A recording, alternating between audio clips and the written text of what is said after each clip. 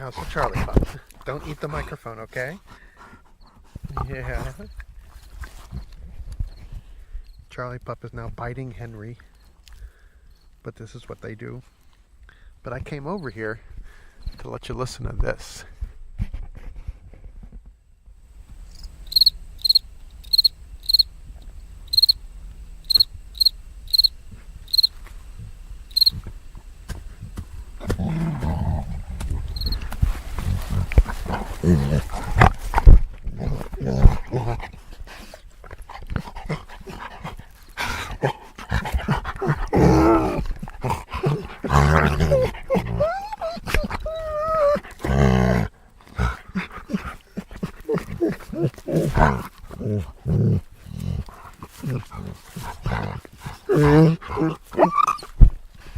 Oops. How old is Henry now? I think she's 11 and a half. So we're outside. We're actually telecommuting today in the country with Charlie pup, who's 8. She's 8 and a half. 8 and a half, and still acts like a puppy. So for some reason, when we all sit together, she starts to play with Henry. Maybe just a comfort level, or she's just really happy. Do you have anything to say, Charlie pup?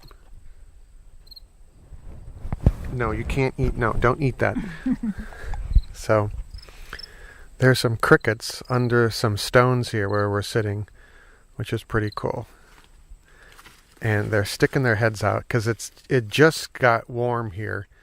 It was 48 when we got up this morning, and now the sun is hitting the stones, and I think crickets are not a warm-blooded animal. I think their heat warmth is kind of regulated by sun, perhaps. I don't know. One of you guys will let me know about this. radio@gardenfork.tv. So, Like 6 of them coming out of here right now. yeah, they just came out and goes, hey, what's going on? Oh, and then they just went inside because they were scared of the phone. Taking a picture of them. They're camera shy. Camera shy crickets. But it's Friday. This is the September now.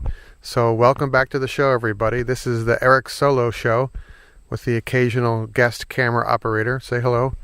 Hi, how are you? And I'm just running around the yard here with my Zoom H1 audio recorder, which is, if you're thinking of doing a podcast, this is a pretty neat. Charlie Pup is jamming her nose in where the crickets are now. Anyway, I'll link to this. Look, there's a toad under there. And now there's a toad. Yes, his little head sticking out. Look at the bottom. See him? Oh, yeah.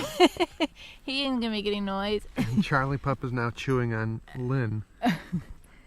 Oh, I can see him. Yeah. So So he must be eating the crickets. Toads eat crickets. This isn't perfect. This is a little microcosm of nature here. And now Charlie Pup is just about sitting on the toad. Their tails in the toad house. Who's my girl? Who's my puppy? Poor toad. He doesn't like to meet Dick.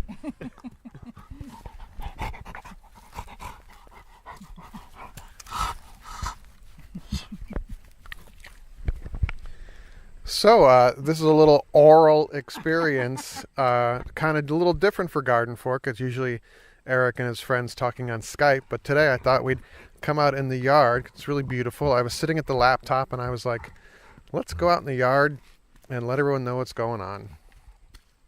Right? Now they know. Yeah. I just had a Skype call with Will from the Weekend Homestead, and he and Rick recorded a show for Garden Fork without Eric, so it'll be very interesting. And then posting on Monday is a show I did with Scott Gillespie, the Garden Fork agronomist. I just took a couple weeks off there. I kind of got overwhelmed with projects in the house. And you traveled. Did some traveling. Where did I go? Well, you went to North Carolina. Oh, yeah. And I had to go. I went somewhere else recently. I went to Manhattan, and I was on the Popular Mechanics podcast. That's true. which is pretty cool. So that I'm not quite sure when that will post. Charlie Pup is now upside down, wanting us to rub her belly while she chews on Henry. Do your dogs do this little, I guess they're little love bites, these little kind of pinchy little bites, and they'll occasionally do it to me like she's doing right now, and it hurts. And even through your sweatshirt, it hurts, and yet But she doesn't do it to hurt you. the dogs do it to each other. I think the alpha dogs don't do it to the other dogs, but Or Henry, she's lazy. for some strange reason, Henry is the alpha dog here, despite being the weirdo. And then Charlie Pup just chews on her, and she just puts up with it. But I guess it's a kind of a submissive thing. I don't know. I don't know. I think you're guessing. I am. As if we have some dog behaviorists that listen to the show, that would be great. And you're hired. But my guest episode, being a guest on the Popular Mechanics show was pretty fun. They are for those of you that know Manhattan, they're in the Hearst building on 57th and 8th Avenue. And the Hearst building used to only be like 3-4 stories tall. And then they built a skyscraper on top of it. So we were on the 23rd floor, and they have a audio recording room with some nice equipment. And we talked about beanhole cooking, which would be a cool thing you guys can do in the fall. We did a video about that a year or two ago. And if you have a Dutch oven and you want to cook some beans in the backyard, you can dig a hole. Oh, Henry's now making noise.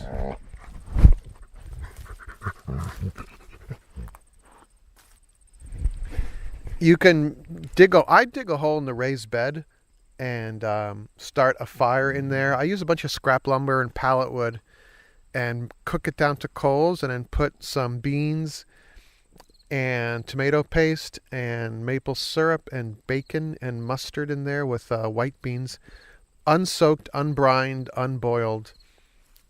And you cover them up with some aluminum foil, cover the Dutch oven with aluminum foil, wrap a chain around the handle, drop it in, put more coals on the top, put some tin, some kind of metal over the top, and then cover that with dirt and let it cook overnight. And your yard will smell like bacon.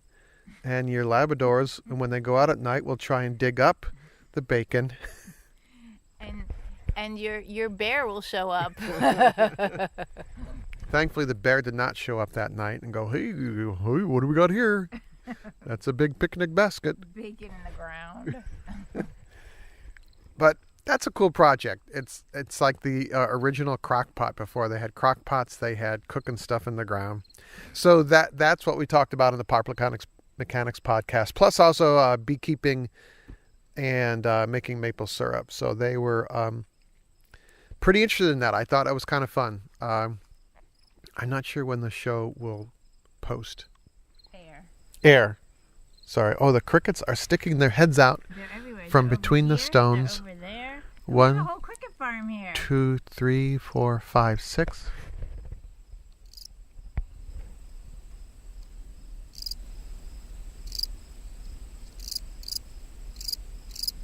That's a whole different point.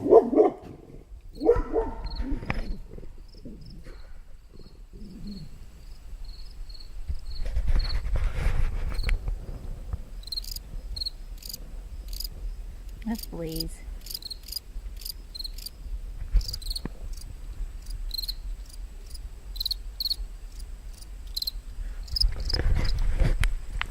Charlie and Henry's Labrador friends, Blaze and Colt, live right down the road, and they are barking at something. So Charlie Pup goes into guard dog mode and barks as well.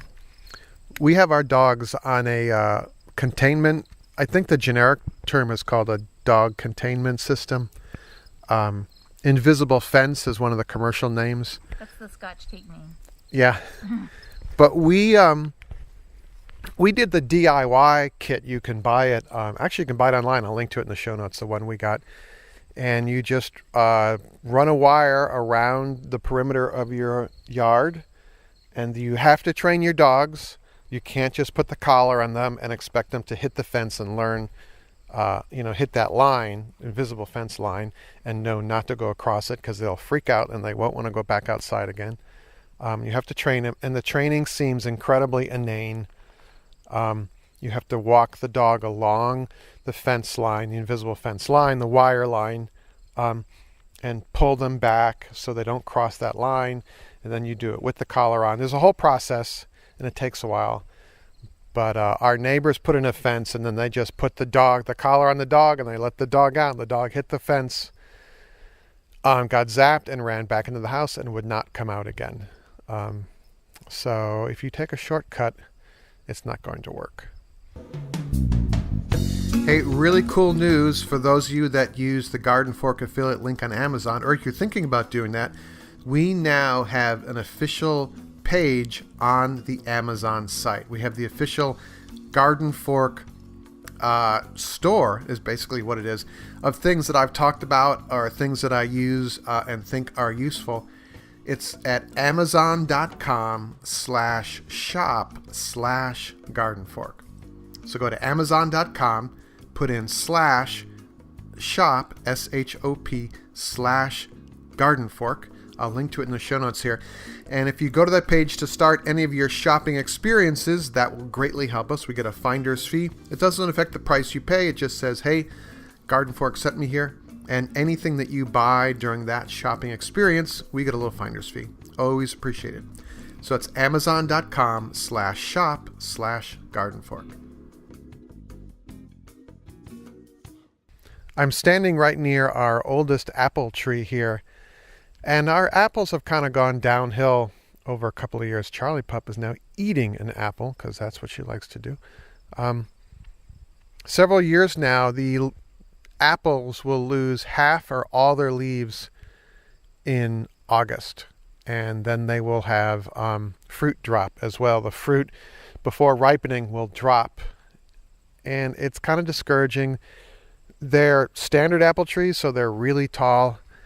And at this point, I think spraying is out of the question because it's wedged. The trees are wedged in with other trees, and it would be difficult to get to the top of them. So if anyone has any suggestions for that, the leaves go brown and curl and then fall off.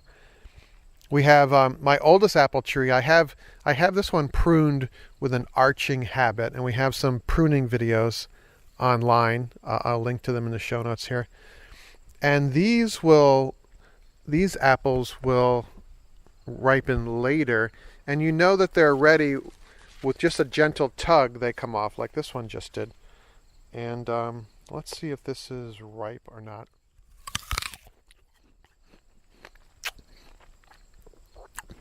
A little underripe, but still edible. So not bad. The pups are looking around. Charlie, you want an apple? You want this? Charlie pup. No? Okay. So she doesn't want an apple. All right, let's move on to the vegetable garden here. The most successful thing, we had a video about this, successes and fails in the garden. The most successful thing were the sunflowers, which I kind of consider a vegetable. It does produce a food. It's seed, sunflower seed, and I just let the birds eat them. You know, what the heck. And a couple of them are already ripe, and half the seeds are gone. It's that kind of small seed. These are these what I call polyhead sunflowers. We have a bunch of little smaller heads that shoot off. And I planted the seeds a little too early. I think I could have waited and maybe gotten a better germination. But anyway, what are you going to do? String beans, rattlesnake pole beans are my favorites. And I just heard on a cooking podcast, the Bon Appetit podcast, which I really like, by the way. You might think it might be kind of snooty, but it's not. It's they're just kind of like, I mean, they know a lot about cooking, but they're also just kind of average people who are, they have like 9-year-old kids, or they have teenagers and they're trying to get them to eat. And this is a rattlesnake pole bean I just pulled off. You could hear that pop noise maybe. A nice crunch. What I like about the rattlesnake pole beans is that even when they get kind of too big, like we haven't been up here for 2 weeks, And they get kind of knobby. They still taste pretty good. They don't get real woody. But in the Bon Appetit podcast, they were talking about a low and slow cooking of the string beans covered on a cast iron pan or a skillet with some butter. So I'm going to try that. And they also talked about maybe throwing a couple tomatoes in there. So that'll be fun. What I also do with the beans that have gotten just way too big and knobby is I just let them shrivel on the vine until it gets quite cold. And that is my seed for next year, because these are heirloom. This is an heirloom variety that I got from Fedco. You can order them from Fedco as well. And yum, good.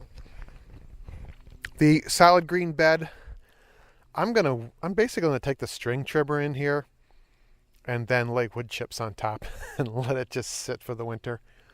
The garlic bed, oh, I have to order seed garlic. I completely forgot to do that.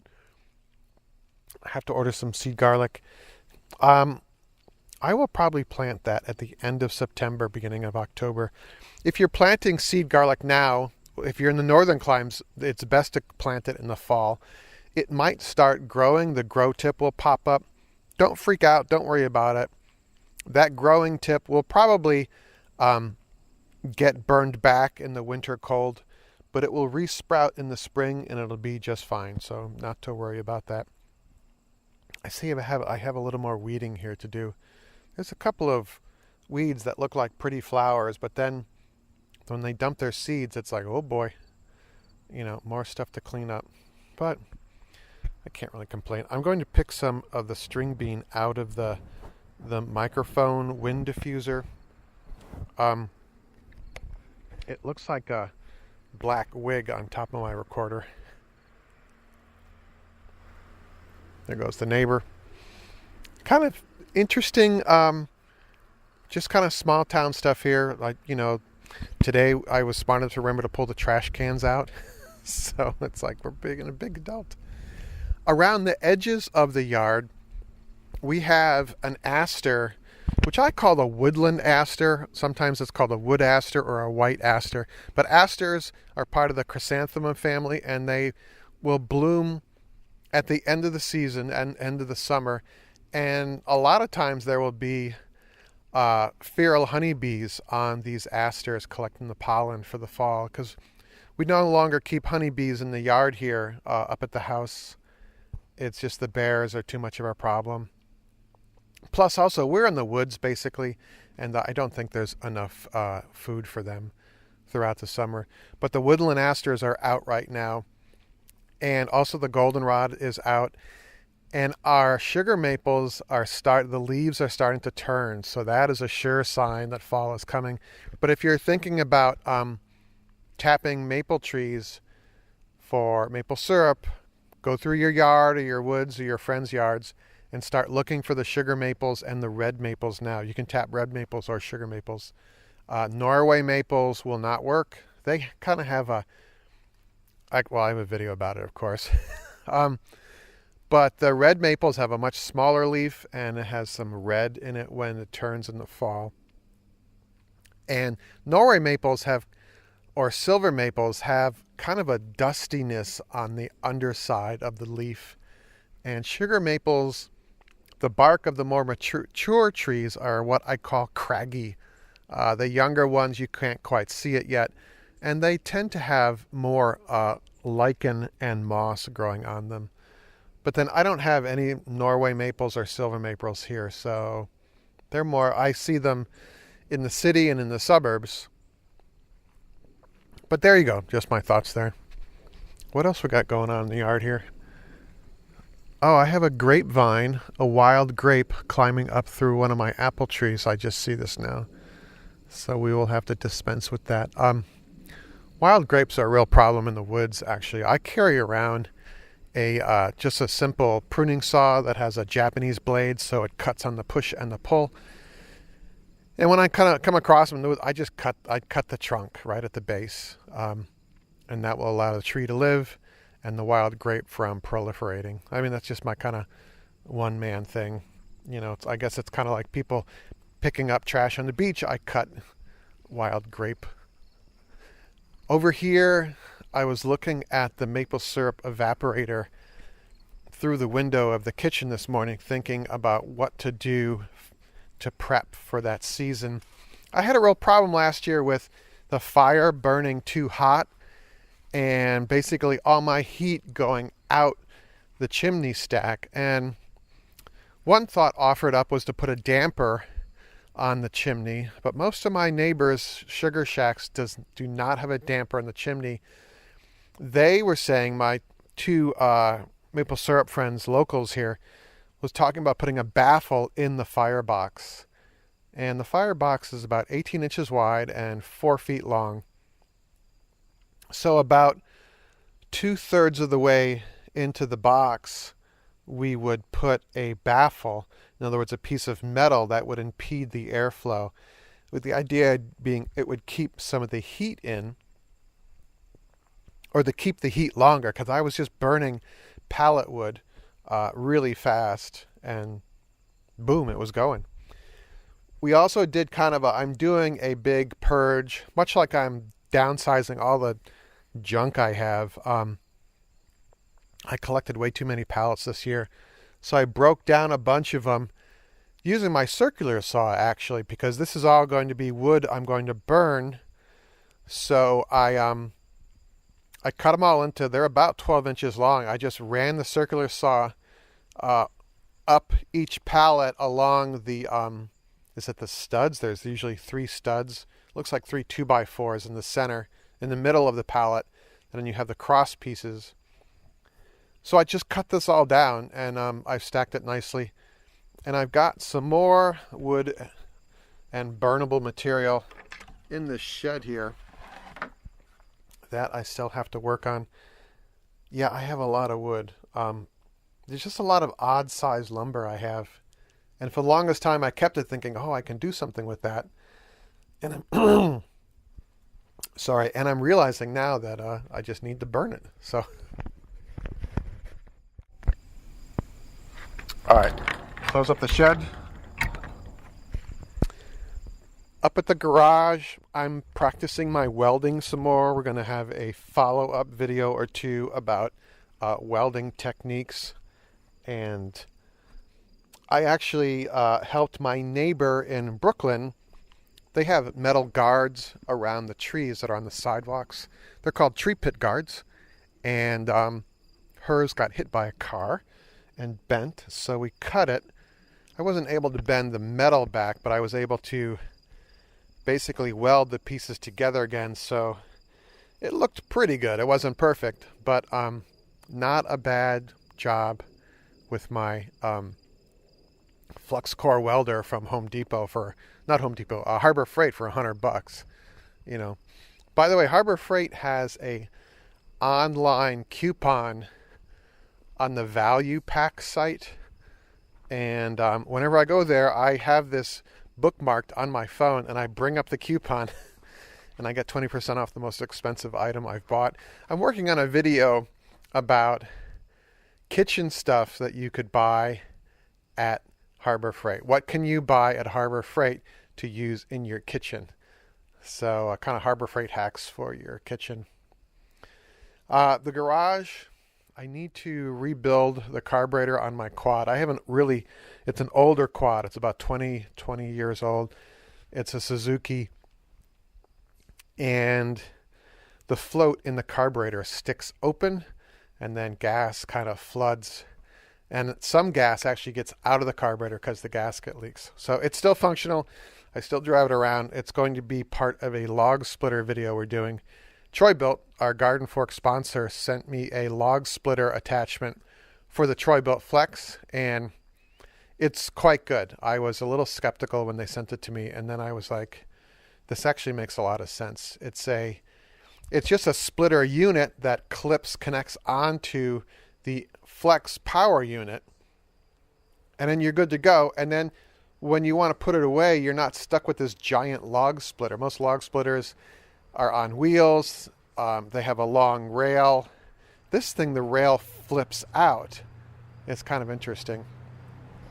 Here goes some neighbors. I always wave hello to everybody.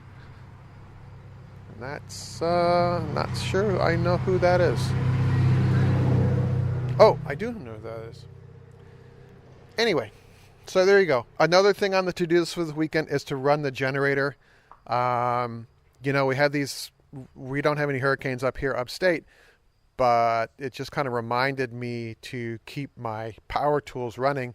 I run the generator about once a month. I have a portable generator, and I just fire it up, and I change the oil in the fall and in the spring. It actually makes a huge difference in the longevity of your engine. In the gas tank and also in the crankcase, some moisture builds up over time, especially because I keep it out here in the garage.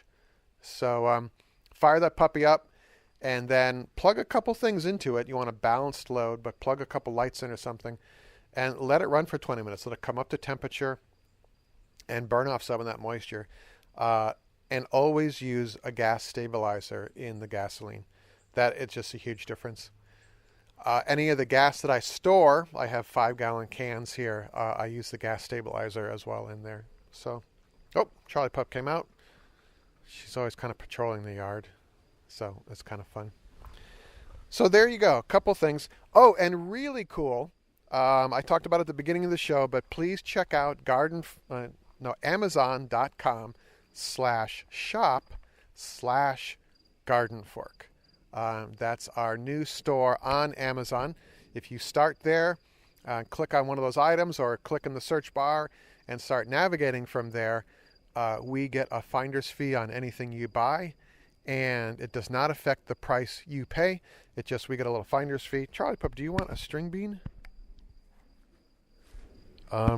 Yeah, she does. The girl eats everything.